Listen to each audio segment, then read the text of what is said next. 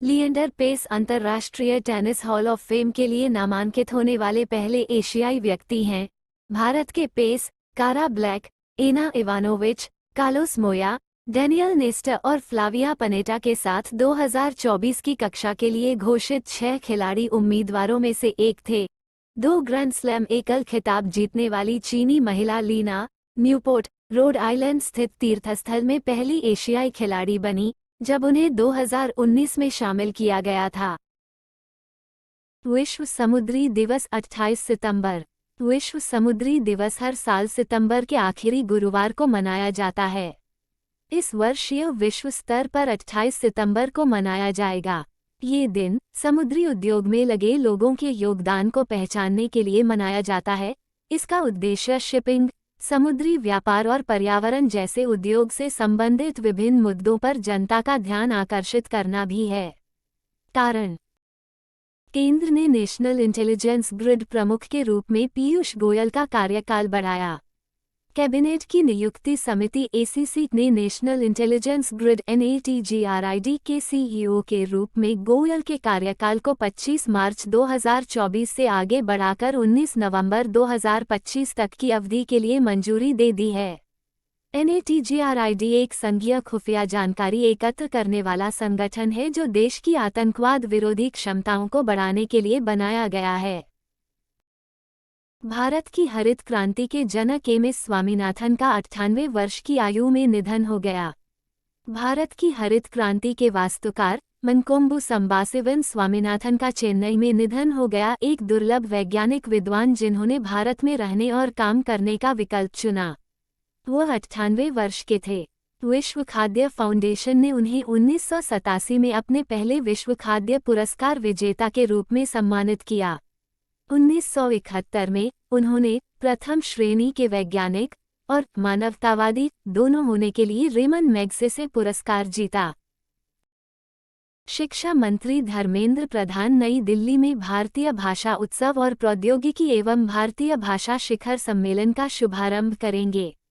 शिक्षा मंत्री धर्मेंद्र प्रधान आज नई दिल्ली में भारतीय भाषा उत्सव और प्रौद्योगिकी और भारतीय भाषा शिखर सम्मेलन का शुभारंभ करेंगे।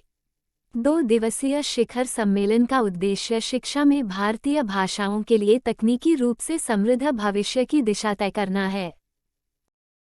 केंद्रीय मंत्री जी. किशन रेड्डी ने सभी उत्तर पूर्वी राज्यों में 5G प्रशिक्षण प्रयोगशालाएं और 5G एप्लीकेशन लॉन्च किए। उत्तर पूर्व क्षेत्र विकास, पर्यटन और संस्कृति मंत्री जी. किशन रेड्डी ने वस्तुतः सभी उत्तर पूर्वी राज्यों में स्वास्थ्य क्षेत्र में भारत की पहली 5G प्रशिक्षण प्रयोगशालाएं और 5G एप्लीकेशन लॉन्च किए। सरकार. केंद्रीय प्रत्यक्ष कर बोर्ड CBDT के अध्यक्ष नितिन गुप्ता का कार्यकाल 9 महीने के लिए बढ़ाया गया।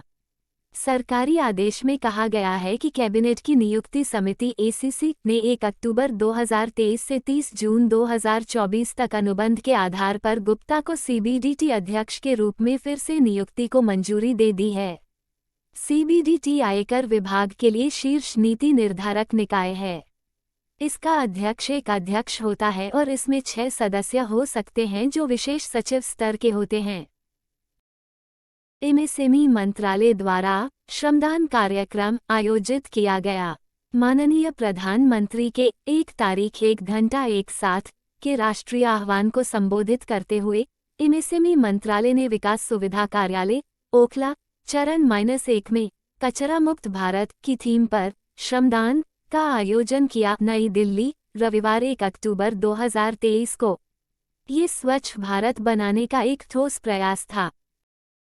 साउथ इंडियन बैंक ने PR शेषाद्री को MD, CEO नियुक्त किया। साउथ इंडियन बैंक ने PR शेषाद्री को 1 अक्टूबर से अपना प्रबंध निदेशक और मुख्य कार्यकारी अधिकारी नियुक्त किया है।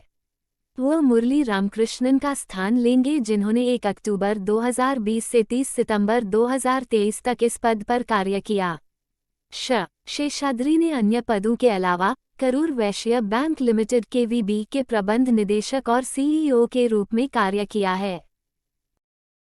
अंतर्राष्ट्रीय अहिंसा दिवस 2 अक्टूबर। अंतर्राष्ट्रीय अहिंसा दिवस 2 अक्टूबर को मनाया जाता है, जो भारतीय स्वतंत्रता आंदोलन के नेता और अहिंसा के दर्शन और रणनीति के प्रणेता महात्मा गांधी का जन्मदिन है।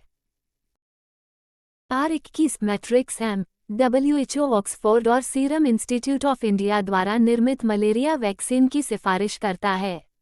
ऑक्सफोर्ड विश्वविद्यालय और सीरम इंस्टीट्यूट ऑफ इंडिया द्वारा विकसित R21 matrix M malaria vaccine को आवश्यक सुरक्षा, गुणवत्ता और प्रभावशीलता मानकों को पूरा करने के बाद विश्व स्वास्थ्य संगठन WHO द्वारा उपयोग के लिए अनुशंसित किया गया है। ब्रिटेन की ऑक्सफोर्ड यूनिवर्सिटी द्वारा विकसित R21 मैट्रिक्स एम 2024 के मध्य तक उपलब्ध हो जाएगा। खुराक की कीमत $2 से $4 के बीच होगी। विवाद से विश्वास योजना ने लॉन्च के 6 महीने के भीतर MSME के लिए 256 करोड़ रुपए के 10,000 से अधिक दावों को मंजूरी दी।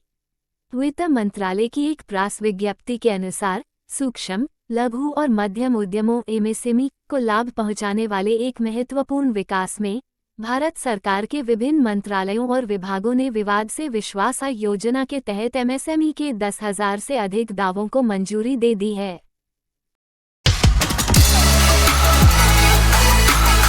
ऐसे ही अपने YouTube चैनल टर्निंग पॉइंट को देखते रहें और समर्थन करते रहें।